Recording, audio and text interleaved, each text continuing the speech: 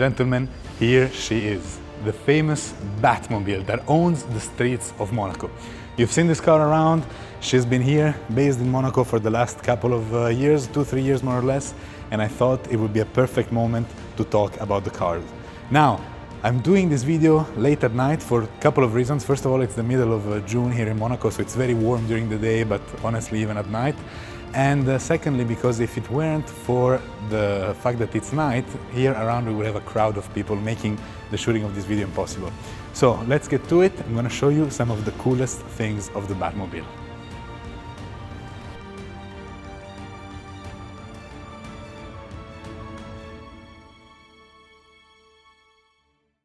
So where should we start? There's a lot to cover, but perhaps we should start by switching the lights off. After all, it is a car, so it does have a battery. I could talk to you about the double battery system we have going on, but I think that's not the most interesting aspect. Perhaps in a later video we can dive into the most technical aspects of the car, but I think what's probably most interesting for you is knowing how the car feels, knowing its gadgets, and maybe some general information about the, let's say, almost ownership experience, because I'm going to tell you who owns the car. We're going to answer a lot of questions. So who does own the car? Well, as you can see on the sticker right here, Exotics driver Hamdi. Mohammed Hamdi, Egyptian racer. In fact, we do have an Egyptian plate in this car, a dear friend of mine for the past also many years. And I mean, listen, one of the questions I asked him when I saw this car, I told him, Hamdi, what goes through the mind of someone that buys this car? How could you buy this car? And he told me, well, Fulvio, I saw it, I fell in love, I got it. And honestly, I couldn't have been happier because this is such a special thing. I've had the luck, the chance of being around it very much. And let me tell you, it's not a car for anybody. Of course, I'm not talking just about the money situation, but you really have to have the guts to get a car like this for a number of reasons. First of all, she's very special. Wherever you go with this car, it's going to grab a lot of attention, although of course it's not a daily driver. It can be here in Monaco, but again, talking about Monaco, you have to consider its dimensions, where to park it, where to store it, how to maintain it. And yeah, I mean, talking about dimensions, the car is very long. We'll go through the chassis and everything in just a second, but consider that there used to be a Phantom a few days ago. She's gone.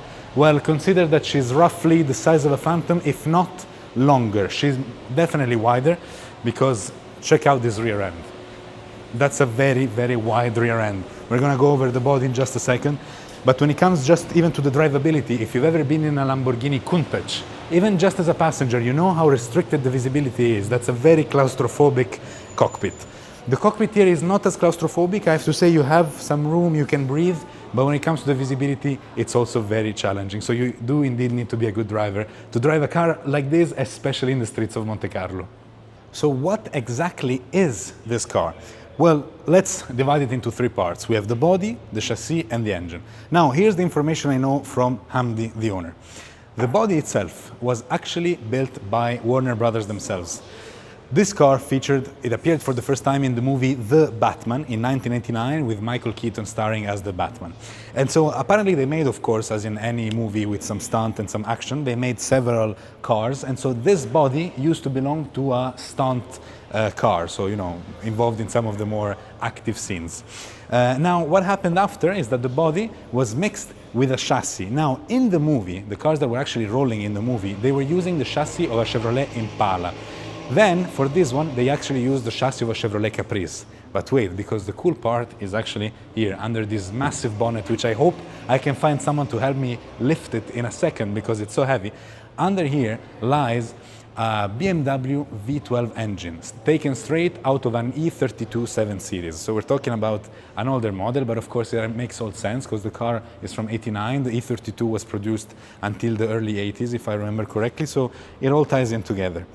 So this is the base of the car. Now, let's get to the details. So it's now time to discover the car side by side. And where to start if not from this huge, aggressive, scary front end? Well, of course, it's dominated by this huge turbine right here. As you know, in the movie, the car was jet powered, so of course you do need an intake somewhere, and here it is. Now, more on that in a second, because this big old turbine isn't just for shows.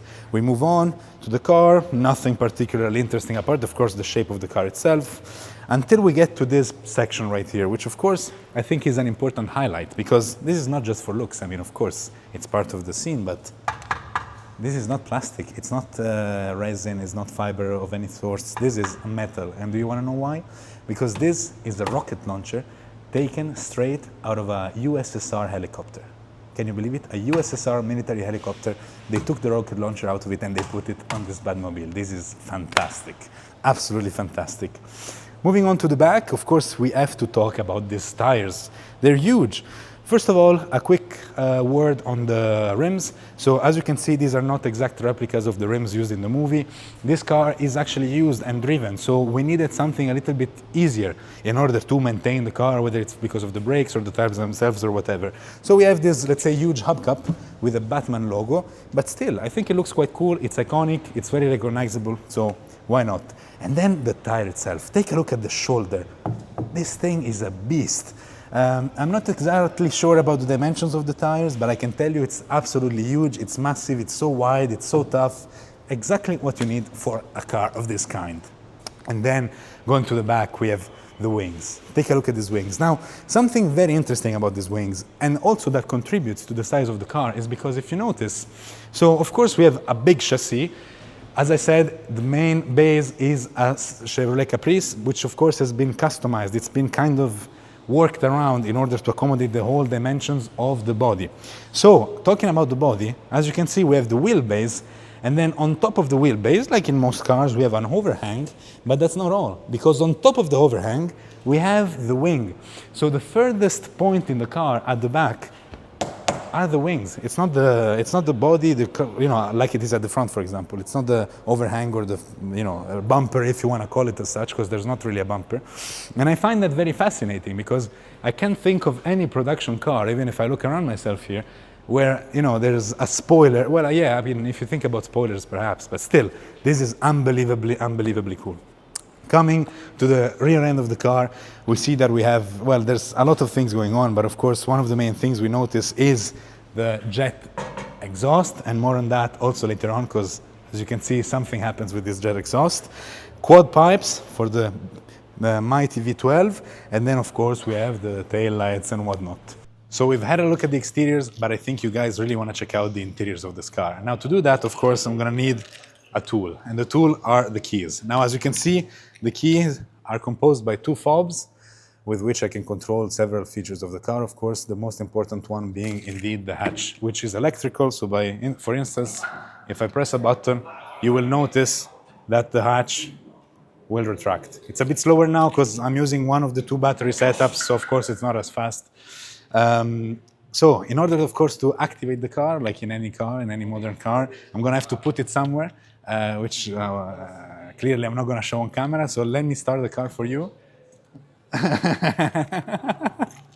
So let's hide the keys and start the car. So with the key secured in place, it's now time to start the car. How do we do that? There are two ignitions right here, which we both turn on. You can hear the fuel pump getting activated, and then starter button. There you go. The car is on. Now, for the sake of the video, I turned the engine off again because, of course, we're in a closed space. We don't want to pollute too much. So, nevertheless, I can show you all the functions that are present. So, starting by the top buttons. Although, actually, allow me just to turn on the low beam. As you can see, this is the low beam, which is this LED strip right here. And I simply turn it on right now so you can see the dashboard better. So, what do we have? Starting from the left, we have AC, which is very much needed in summer currently. So Batman can stay cool. And then when winter comes, Batman can stay warm, because as you can see, we have left and right seat heating. So both for passenger and driver. Butt heating for Batman. Fantastic. This is, of course, the warning light. It is a homologated car, so you do need that. Then we have a couple of buttons for the reverse camera, which, as you can see, I have right here. And it is a very useful tool. Allow me to take the camera so I can show it to you. It is indeed a very useful tool because, as I said, there is zero visibility. I will turn the camera around later to show you what I see at the back, because without the camera it's impossible. And so there you go. Then we have an MG button. Well, what could MG possibly stand for? Well, nothing else than machine guns. Now I'm going to show you from the exterior.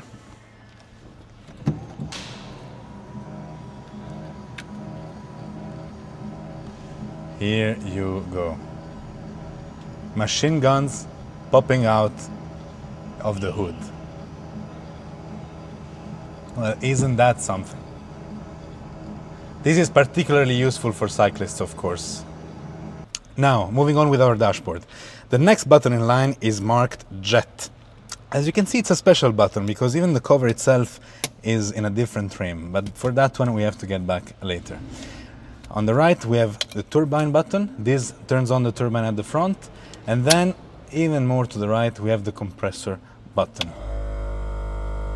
As you can see, as you can hear rather, this turns on the compressor, which is used for the air suspension system that we have right here.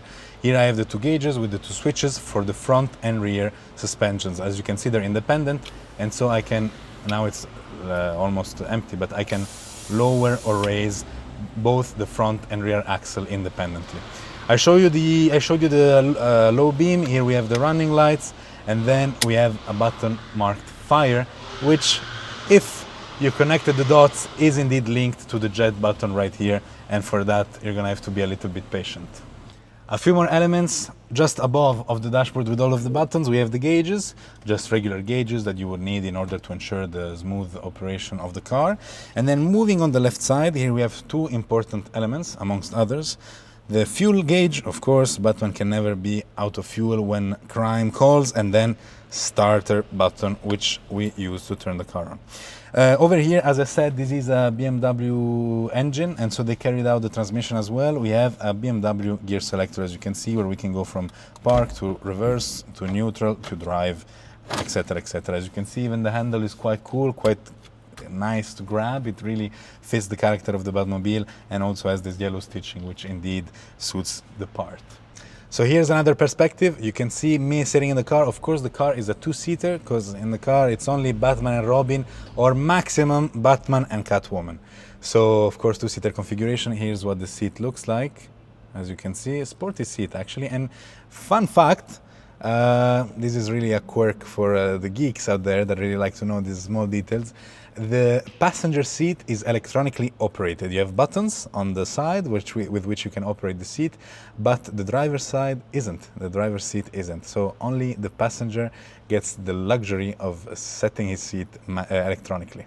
And of course, one more thing to mention while you're looking at my beautiful face is that there's no visibility whatsoever. So this is what I was talking about. Actually, to show you even better, let me flip around the camera. I'm gonna put it in 0.5 so you can see roughly what the driver's eyes see when sitting in this car, so you understand how helpful, for example, the rear view camera is, and how challenging it can be to drive this car if you don't know it well or if you're not a good driver. So here you go. This is what I'm currently seeing. Here's the steering wheel in front of us. Nice 3-spoke steering wheel in carbon fiber. By the way, I forgot to mention, but also the rest of the dashboard is in carbon fiber. And then, yeah, so take a look at the long hood ahead of us. And so here's my rear view camera, which is very helpful because this is where my visibility stops.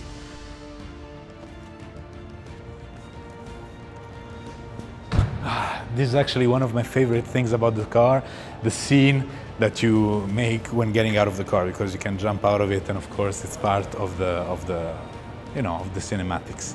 But jokes apart, guys, I was really happy to finally, let's say, do a walk around of the car, because you've seen it on my Instagram for years now, but we never dove deep on YouTube, let's say. As you know, Instagram, I like to post a lot about cars, but on YouTube I try to dive deep into them, speak a little bit more about the sensations, etc., which we haven't spoken about too much today. I have to be honest. Today was more of an introduction to explain a little bit the car in itself.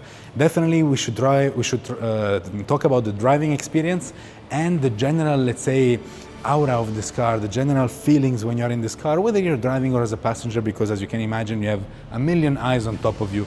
There is a Bugatti Chiron parked right there, but I can promise you that if you park these two next to each other at Place du Casino, there's gonna be more people looking at this one than at the Bugatti. Anyways, ladies and gentlemen, thank you very much for watching. I'm really gonna listen to your feedback, because I also am sure that you have a million questions on the car, whether it's technical, whether it's about the experience of, owning it or being next to it. So feel free to let me know. I'm gonna be more than happy to reply to your questions. We can, once Mohammed is in town, we can definitely take it out, take it for a drive, explain a little bit how she feels to drive, and I'm sure you guys are gonna see a lot of cool stuff. Here we have a Phantom Drophead as well, which, as you know, is a car that I really appreciate and adore. We can also do a video about that one, so more cool videos coming. Thank you.